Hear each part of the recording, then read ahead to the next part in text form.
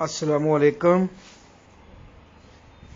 عزیز طلبہ، ہم گزشتہ لیکچر میں مضمون نویسی کے متعلق پڑھ رہے تھے۔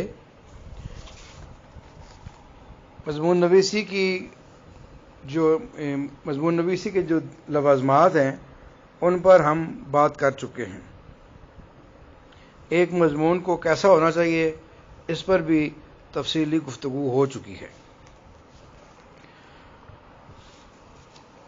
اس کا آغاز کیسا ہونا چاہیے، اس کا انجام، اس کا خاتمہ یہ کیسا ہونا چاہیے، ان سب کے متعلق بات چیت ہم کر چکے ہیں۔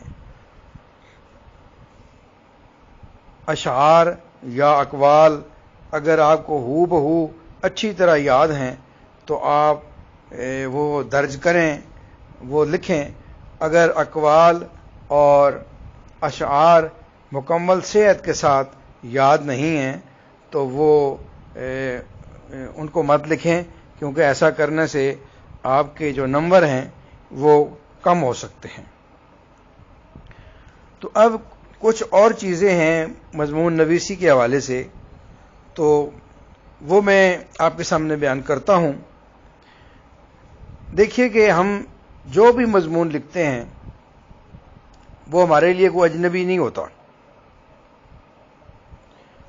فرض کیجئے اگر مضمون لکھنا پڑ جائے کہ دہشت گردی کے اسباب، تو ہم روزانہ دہشت گردی کے متعلق سنتے بھی ہیں، دیکھتے بھی ہیں، پڑھتے بھی ہیں، اور ہمارے لیے کوئی بات نئی نہیں ہوتی۔ تو پھر کیا وجہ ہے کہ ہم دہشت گردی پر جب مضمون لکھنے کا وقت آتا ہے اس وقت ہم پورا مضمون لکھنے سے قاصر ہوتے ہیں؟ اس کی بنیادی وجہ یہ ہے کہ ہماری تحریری مشق نہیں ہوتی۔ اگر ہمیں بولنے کا کہا جائے تو ہم ممکن ہے کہ 15، 20، 25 منٹ اس پر بول لیں، اور ایک طالب علم جو ہے وہ دہشت گردی پر اتنا بول بھی سکتا ہے، لیکن جب اسے لکھنے کا کہا جائے گا تو اس کے لیے مسائل پیدا ہو جائیں گے، وہ بھول جائے گا، وہ اس کی ترتیب نہیں رکھ سکے گا۔ اسی طریقے سے ایک اور جو مضمون ہے سیلاب کی تباہ کاریاں۔ اب سیلاب کی تباہ کاریاں ہمارے لیے کوئی نئی بات تو نہیں ہے، اور سیلاب جو سلوک کرتا ہے زمین کے ساتھ، زمین والوں کے ساتھ، مال اسباب کے ساتھ، ہم دیکھتے ہیں، روزانہ دیکھتے ہیں، جب بھی بارش ہوتی ہے ہم دیکھتے ہیں، حکومتی رویے دیکھتے ہیں، لوگوں کے رویے دیکھتے ہیں، اچھے لوگ بھی ہوتے ہیں، برے لوگ بھی دیکھنے کو ملتے ہیں، اور فصلیں تباہ ہو جاتی ہیں۔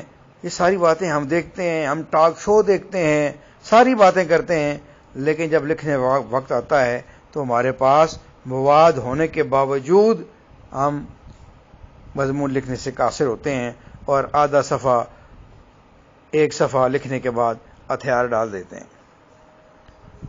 ایسا کیوں ہے؟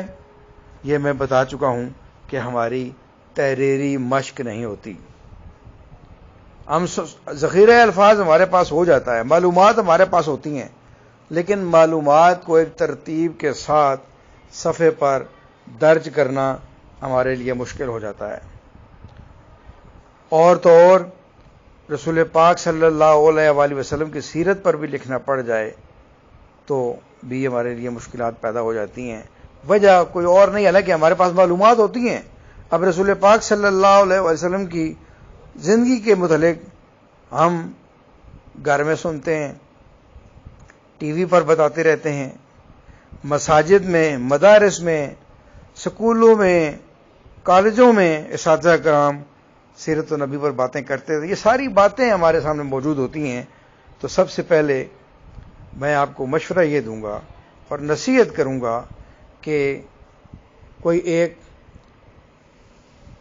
مضمون منتخب کیجئے اور اس پر لکھنا شروع کر دیجئے، بغیر کتاب دیکھے اس کو لکھنا شروع کر دیجئے۔ آپ دیکھیں گے کہ آپ کی یہ مشق آپ کو کتنا فائدہ دیتی ہے۔ فرض کیجئے کہ بالکل اسی طریقے سے جس طرح امتحان میں آپ ایک مقام پہ آ کے رک جاتے ہیں اور سوچتے ہیں کہ اسے آگے کیا لکھوں، تو اس وقت آپ کو غور و فکر کی ضرورت ہے۔ راستے تو نکلتے ہیں، مضمون آگے تو بڑھتا ہے، لیکن غور کرنا جو ہے یہ ایک دوسری اس کی ضرورت ہے۔ پہلی میں نے آپ کو بتایا کہ تحریری مشق، اب غور و فکر کرنا، چاہے دہشت گردی کے اسباب ہوں، چاہے مسئلہ کشمیر ہو، چاہے سیلاب کی تباہ کاریاں ہوں، چاہے اردو زبان کے متعلق باتیں ہوں، چاہے امتحانات کے متعلق باتیں ہوں، جہاں آپ کا قلم رکتا ہے وہاں آپ سوچیں کہ جہاں میں رک گیا ہوں اس سے آگے گفتگو کے کتنے پہلو بن سکتے ہیں، کتنے زاویے نکل سکتے ہیں۔ تو آپ دیکھیں گے جب آپ کو غور فکر کرنے کی عادت ہو جائے گی، پریکٹس ہو جائے گی، تو آپ دیکھیں گے کہ آپ ایک مقام پر آپ سوچنا شروع کر دیتے ہیں کہ میں اس موضوع پر زیادہ لکھوں، پہلے لکھوں، یا اس پر، اس پہلو کو زیادہ بیان کروں یا اس پہلو کو۔ تو آپ کے سامنے کئی پہلو آ جاتے ہیں اور پھر آپ بجائے اس کے کہ رک جائیں اور سوچنا شروع کر دیں گے آگے کیا لکھوں، بلکہ آپ کے لیے منتخب کرنا مشکل ہو جاتا ہے کہ میرے سامنے اتنی چیزیں آ گئی ہیں، میں ان میں سے کس کو موضوع بنا کر، عنوان بنا کر میں آگے بڑھوں۔ تو تحریری مشق جو ہے یہ اولین ضرورت ہے اور بہت اہمیت کی حامل ہے، اور دوسرا میں نے ابھی آپ کو بتایا کہ غور و فکر کرنے کی عادت۔ تیسرا یہ ہے مطالعہ ہونا چاہیے۔ اب تو مطالعہ آسان ہو گیا ہے، آپ کو لائبریری نہیں جانا پڑتا، آپ کے پاس موبائل ہے، انٹرنیٹ پر لاکھوں کی تعداد میں کتابیں موجود ہیں، آپ اپنی مرضی کی کتاب، چاہے وہ اسلامیات ہو، چاہے تاریخ ہو، جو بھی آپ کے سامنے کوئی چیز آپ کو کوئی کتاب آپ کو ملتی ہے، آپ اس کے متعلق ضرور پڑھیں۔ اول میں آپ کو مشورہ دیتا ہوں کہ اگر آپ کا من نہ بھی چاہے، آپ کا دل نہ بھی کرے، تو کم از کم ایک صفحہ ضرور پڑھیے۔ یہ میں آپ کو ایک صفحہ اس لیے کہہ رہا ہوں کہ مجھے یقین ہے کہ جب آپ ایک صفحہ پڑھیں گے تو اس صفحے سے جڑا ہوا اگلا صفحہ، اگر آپ اچھی کتاب پڑھ رہے ہیں، آپ کو مجبور کرے گا کہ آپ دوسرا صفحہ بھی پڑھیں۔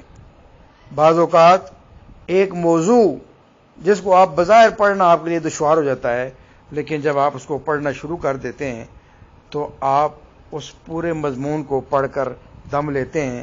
اسے کہتے ہیں ایک نشست کی کرت۔ اور سچ پوچھئے تو کسی موضوع کو سمجھنے کے لیے مطالعے کا بہترین طریقہ یہ ہے کہ آپ ایک موضوع کو ایک نشست میں مکمل کر لیں۔ اس ایک نشست میں پڑھنے سے مراد یہ ہے کہ فرض کیجئے آپ مسئلہ کشمیر کے متعلق پڑھنا چاہتے ہیں۔ اگر آپ مسئلہ کشمیر کے متعلق کتاب پڑھ رہے ہیں، آپ ایک صفحہ پڑھیں گے، چھوڑ دیں گے، 2-3 دن کے بعد دوسرا صفحہ پڑھیں گے، چھوڑ دیں گے، پھر تیسرا، تو پھر یہ ہوگا کہ جب آپ آگے بڑھتے جاتے ہیں لیکن جو پچھلے صفحات جہاں آپ جن کو آپ پڑھ چکے ہیں، جس کا مطالعہ آپ کر چکے ہیں، وہ آپ کو بھولتا جا رہا ہے۔ بہترین طریقہ یہ ہے کہ ایک موضوع کا ایک نشست میں پورا احاطہ کریں، لیکن بہرحال آپ کو عادت ڈالنے کے لیے میں کہتا ہوں کہ کم از کم اخبار کا کالم ہو، ڈائجسٹ کا صفحہ ہو، قرآن کی تفسیر ہو، سیرت کا کوئی پہلو ہو، تو کم از کم ایک صفحہ ضرور پڑھیں۔ اس سے دیکھیں گے کہ آپ کی مضمون نویسی کتنی بہتر ہو جاتی ہے، اور یہ صرف آپ کو امتحانی نمبر حاصل کرنے جو آپ نمبر حاصل کرنے کے لیے تو اس کی ضرورت ہے ہی، لیکن عملی زندگی میں جب آپ جائیں گے تو یہ جو تحریری مشق ہے یہ آپ کے بہت کام آئے گی۔ آپ کالم لکھ سکتے ہیں، آپ کالم نگار بن سکتے ہیں، اور یہ بہت بڑی خوبی ہے۔ جس کو اللہ نے دی ہوئی ہے وہ اس کا شکر ادا کرے۔ وہ اللہ تعالیٰ کا شکر ادا کرے، اور جس کے پاس نہیں ہے وہ جانتا ہے کہ اس کی کتنی اہمیت ہے۔ تو عزیز طلبہ، آج ہم نے 3 باتیں یہاں میں نے آپ کے سامنے بیان کی ہیں، ایک تحریری مشق، دوسرا غور و فکر، اور تیسرا وسیع مطالعہ۔ امید ہے آپ ان پہلوؤں کو اپنے پیش نظر رکھیں گے۔ اللہ حافظ۔